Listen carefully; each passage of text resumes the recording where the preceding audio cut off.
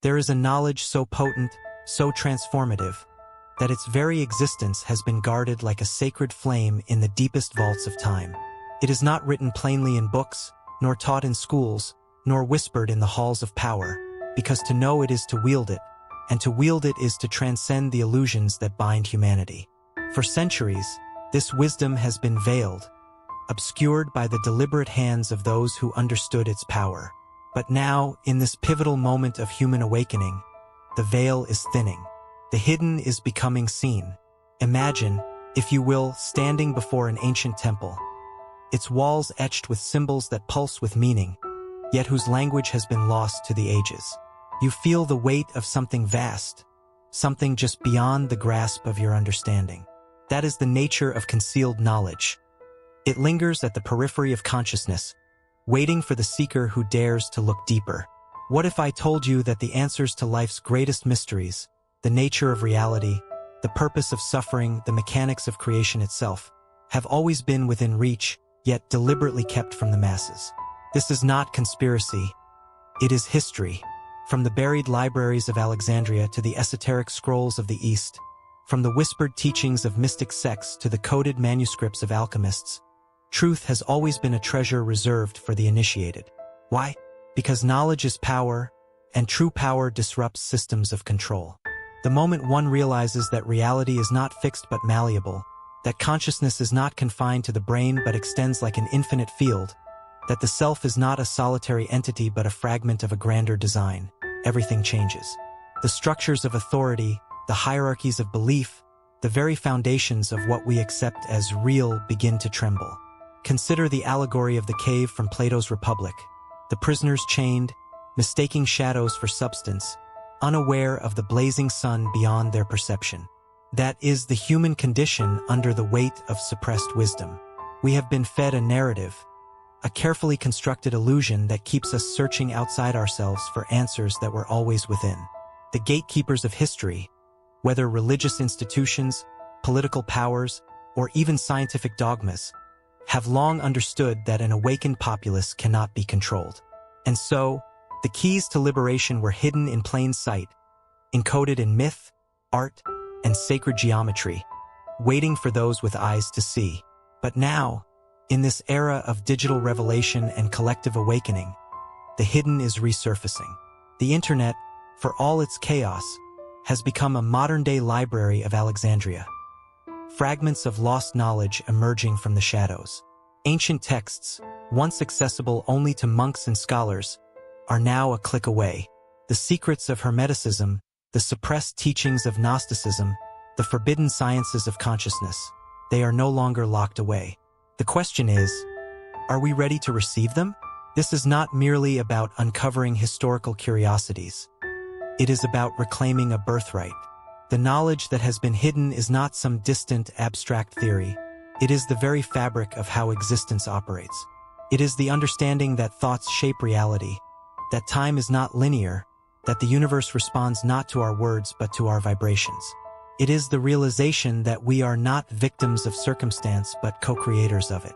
And once this truth is grasped, there is no going back. So why now? Why, after centuries of suppression, is this wisdom resurfacing? Perhaps it is because humanity stands at a crossroads, a tipping point where the old paradigms are crumbling, where the illusions of separation and scarcity can no longer hold. The collective psyche is stirring, reaching for something beyond the material, beyond the programmed narratives of lack and limitation. The hidden knowledge was never truly lost. It was only waiting for the right moment to be remembered. And so, we begin this journey, not as passive observers, but as active participants in the unraveling of the greatest story ever concealed.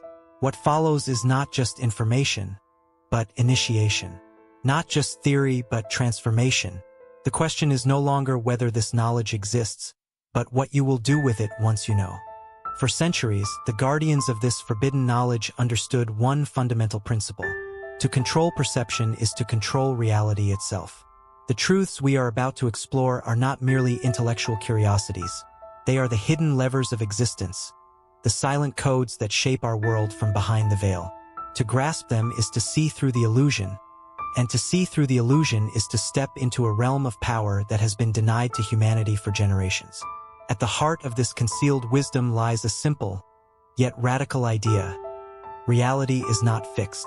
It is not the solid, unyielding structure we have been conditioned to believe in. Instead, it is fluid, responsive, and deeply interconnected with consciousness. Ancient traditions, from the Vedic seers to the Egyptian mystery schools, from the alchemists of medieval Europe to the indigenous shamans of the Americas, all spoke of this in coded language. They knew that the material world is but a projection, a grand hologram shaped by deeper, unseen forces. And those who controlled the narrative of what was real held the keys to dominion over the masses. The illusion of separation.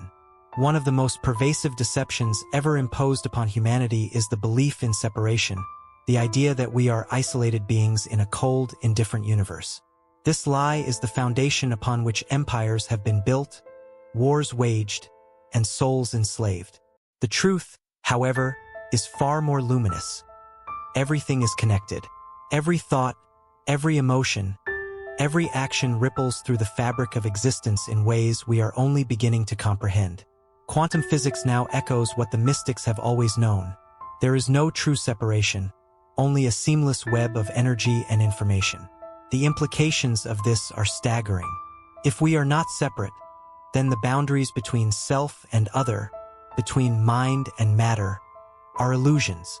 The rulers of the old world understood this, which is why they worked so diligently to keep humanity fragmented, through religion, through politics, through the very structure of society.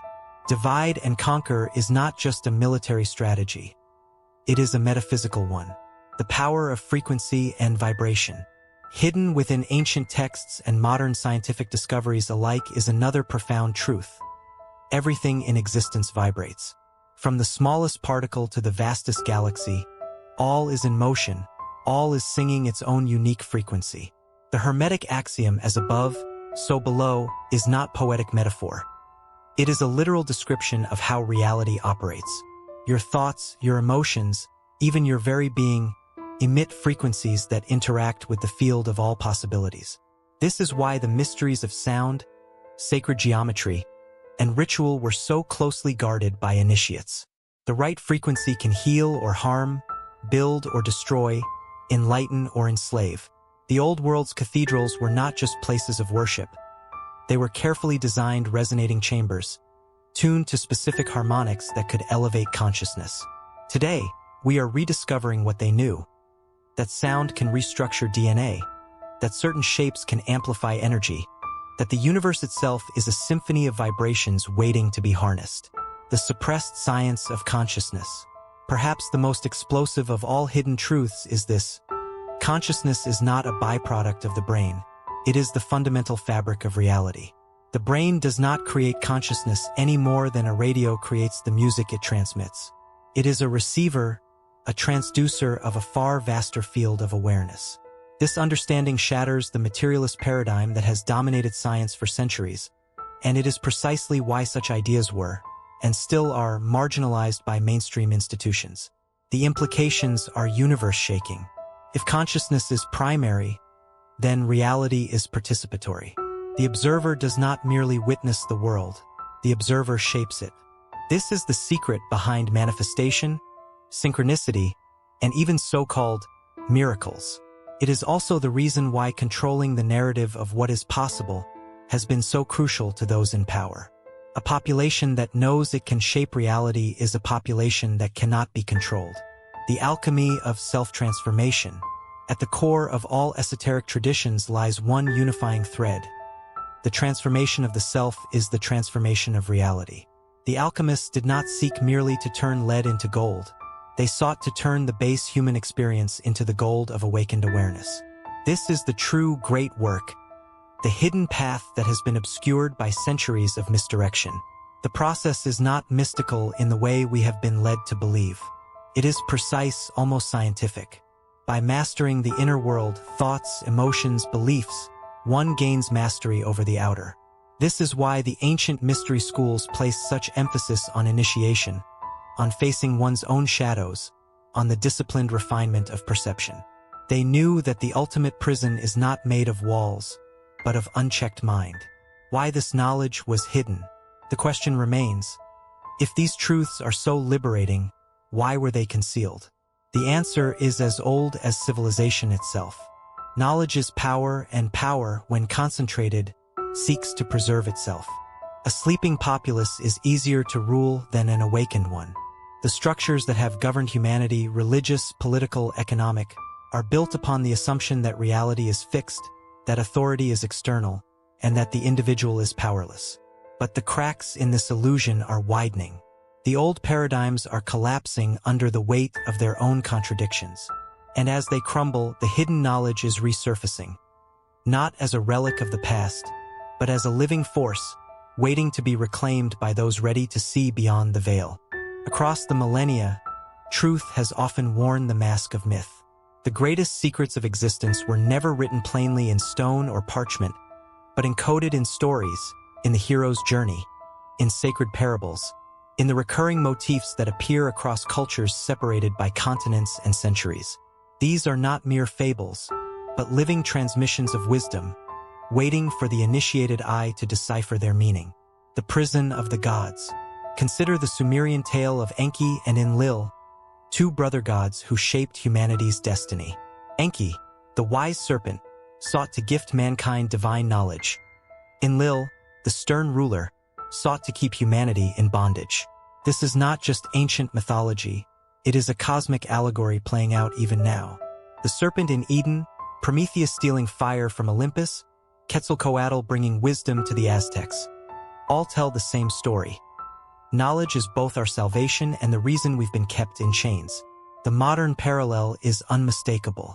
Like Enlil, our keepers have constructed elaborate systems, economic, educational, religious, designed to maintain order through ignorance.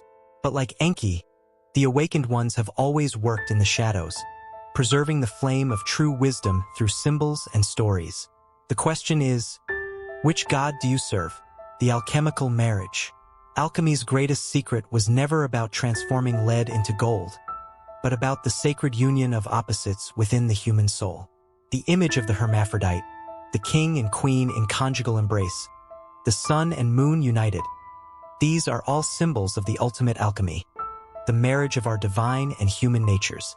Modern psychology calls this integration of shadow and light. The mystics knew it as the path to wholeness. In a world that constantly divides good versus evil, spirit versus matter, masculine versus feminine, the alchemical wisdom reminds us that transcendence comes not through choosing sides, but through reconciling opposites. The philosopher's stone we seek is not a physical object, but the crystallized awareness that comes when we stop fracturing reality into duality. The labyrinth and the minotaur. The Greek myth of Theseus entering the labyrinth to slay the minotaur holds profound esoteric meaning. The labyrinth represents the convoluted path of spiritual awakening, full of dead ends and illusions. The minotaur is not some external monster, but the beast within our primal fears, our unchecked desires, the parts of ourselves we've locked away in darkness. Ariadne's thread, the guidance that leads Theseus back out, symbolizes the unbroken line of wisdom connecting all true seekers. Today, our labyrinth is the maze of digital distraction, consumer culture, and engineered division. The minotaur still waits at the center, but how many never even realize they're in a maze? The phoenix principle. Perhaps no symbol captures the essence of hidden knowledge better than the phoenix, the mythical bird that dies in flames only to rise renewed. This is the ultimate metaphor for the awakening process. Before the new can be born, the old must burn away. Our false identities, limiting beliefs, and cultural conditioning must all face the fire of truth. This is why initiation rituals across traditions involve symbolic death and rebirth. The process is never comfortable. It's meant to destroy who you thought you were to reveal who you truly are. In our modern age, this phoenix process happens inwardly as we let go of inherited worldviews and rise into self-authored consciousness. The forbidden library. Imagine a vast, hidden library containing all the knowledge censored from human history. Some say this exists literally beneath the sands of Egypt or in Tibetan mountain caves. But the true forbidden library exists in plain sight, in the synchronicities that guide us, in the intuitive flashes we dismiss, in the ancient monuments whose purpose we've forgotten. Every time you have a déjà vu, every time a book falls open to just the right page, every time a stranger says exactly what you needed to hear, these are pages from that library appearing in your reality. The keepers of hidden knowledge understood that information finds its way to those ready to receive it, often in ways that bypass conventional channels. The Sleeping King. The legend of King Arthur speaks of a once and future king who sleeps, waiting to return when his land is in greatest need. This is no mere fairy tale. It's an archetype representing humanity's dormant potential. We are the sleeping sovereigns of our own consciousness, waiting for the alarm of awakening to sound. The modern equivalent might be the 100th monkey phenomenon, the idea that when enough individuals awaken, a critical mass is reached, and the entire species tips into higher awareness. The Sleeping King isn't one person. It's the collective human spirit, stirring now as never before. The most profound truths remain merely philosophical until they are lived. What good is knowing the universe is holographic if we still react to life with fear? What value is there in understanding our divine nature if we continue to play small in our daily existence?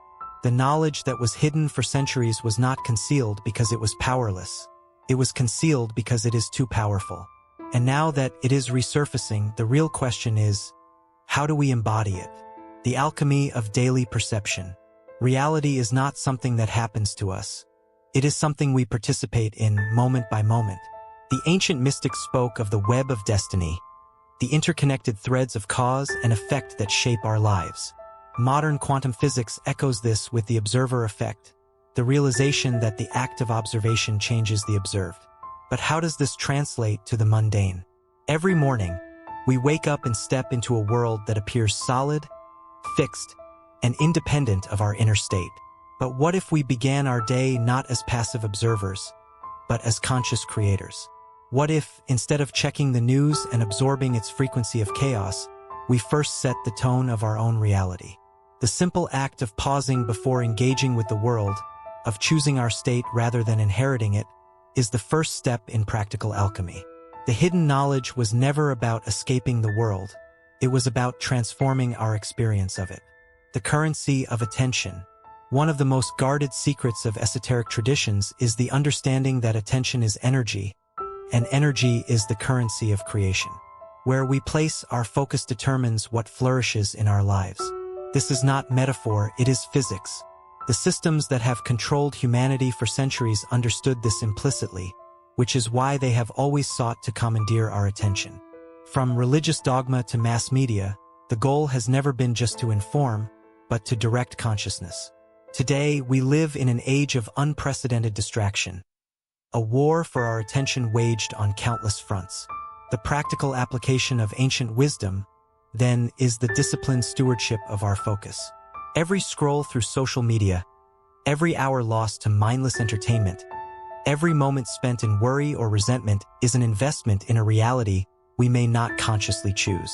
To reclaim our sovereignty, we must audit where our energy flows, because what we feed grows and what we starve dies. The ritual of thought. The Hermetic axiom, as above, so below, reveals a startling truth. Our inner world shapes the outer. Thoughts are not passive whispers in the mind. They are imprints on the fabric of reality. This is why initiation schools placed such emphasis on mental discipline. They knew that undisciplined thinking was the root of enslavement. In practical terms, this means cultivating awareness of our mental narratives. Most people live with a constant, unchallenged inner monologue, a stream of judgments, fears, and limitations absorbed from the world around them. But the moment we begin to question these narratives, to deliberately plant seeds of empowerment, we alter the trajectory of our lives. Affirmations are not wishful thinking, they are rituals of reprogramming. Visualization is not fantasy, it is blueprinting. The ancients encoded these practices in mystery schools because they knew mastery of mind is mastery of fate. The power of symbol and synchronicity. Hidden knowledge often communicates through symbols and synchronicities, patterns that bypass the rational mind to speak directly to the soul. The modern world dismisses these as coincidence, but the awakened recognize them as the language of the universe. The practical application? Pay attention. When certain numbers recur, when a book falls open to a precise passage, when a stranger speaks the exact words you needed to hear, these are not random events. They are signposts. The more we acknowledge them, the more they appear. This is not superstition. It is the law of resonance in action. The universe is in constant conversation with us, but most have forgotten how to listen. The reclamation of time. One of the most insidious illusions of the modern world is the belief that time is linear, a relentless march from past to future. Yet every mystical tradition speaks of time as cyclical, fluid, even manipulable. The practical implication: we are not victims of time, we are artisans of it. The way we speak about time reveals our unconscious beliefs. I don't have time is a spell of lack. Time flies is a surrender to its illusion. But when we shift our language to I am in perfect timing, or I bend time to my purpose, we step into our power as creators. The ancient builders of sacred sites knew how to work with natural rhythms. Solstices, lunar cycles, planetary alignments. While we need not become astrologers, aligning our actions with natural flows, resting when tired, creating when inspired, is a recovery of forgotten wisdom. The revolution of embodiment. The greatest tragedy of spiritual seeking is the divorce between enlightenment and life. Too often, awakening is seen as an escape from the world, a transcendence of the body, the material, the human experience. But the most guarded secret is this: the divine is not found by leaving the body, but by fully inhabiting it. The practical path: sensation as meditation, the feel of water on skin, the taste of food, the rhythm of breath. These are not distractions from spirit, but portals to it. The body is not a prison. It is the most sophisticated technology for experiencing creation.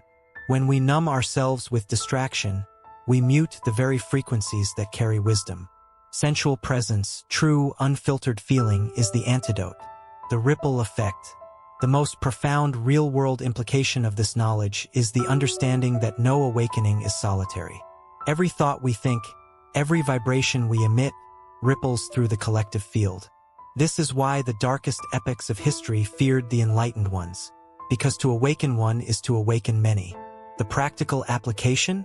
Live as if your every choice matters, because it does. The energy you bring to a room changes that room. The love you extend shifts the unseen currents around you. This is not abstract philosophy, it is physics. Just as a single candle can ignite 1,000 others without diminishing its own light, so too does one awakened life illuminate countless others. We stand at the precipice of a great remembering. The knowledge that was once guarded in shadowed temples, encrypted in sacred geometry, and whispered only in the hushed tones of initiation chambers, is now breaking through the surface of collective consciousness like the first light of a forbidden dawn. This is not merely information, it is an invitation to revolution. Not a revolution fought with weapons, but with awareness. Not waged in streets, but in the silent spaces between thoughts. The most radical act you can commit today is to remember who and what you truly are. The illusion shatters. For centuries, humanity has been hypnotized by a carefully constructed dream. The dream of separation, of powerlessness, of a universe indifferent to our existence. But the cracks in this illusion are now too vast to ignore. Quantum physics confirms what mystics have always known. Consciousness is fundamental. Neuroscience rediscovers what ancient traditions preserved. The mind is a receiver, not a generator. Even mainstream culture begins to speak of manifestation, energy, and interconnectedness, ideas that would have been heresy mere decades ago. The walls between worlds are thinning. You feel it in those inexplicable moments, when déjà vu grips you with uncanny certainty, when synchronicities stack too perfectly to dismiss, when a quiet voice within whispers that there is so much more than what you've been shown. These are not coincidences. They are wake-up calls. The universe is knocking. The question is, will you answer? The choice point. Every human life reaches a critical juncture, the moment when the weight of unquestioned beliefs becomes too heavy to carry, when the soul's hunger for truth outweighs the fear of what that truth might demand. You are here now, reading these words because some part of you has already chosen. The old paradigm is dying, and from its ashes, two paths emerge. The first is the path of continued sleep, the comfort of familiar illusions, the safety of the herd, the numbing lull of distraction. It is the wide road, well-trodden, lined with the hollow promises of a world that trades your sovereignty for temporary security. The second path is narrower, steeper, lit only by the fire of your own awakening consciousness. It demands everything, your fears, your attachments, your cherished illusions. In return, it offers the only thing that ever mattered, yourself. Whole, sovereign, unshackled. There is no middle road. The living transmission. This is not where our journey ends, but where it truly begins. The knowledge that was hidden is now yours, not as intellectual property, but as lived experience. The difference between knowing the path and walking it is the difference between reading about fire and being burned by its transformative flame. The mystics left clues everywhere.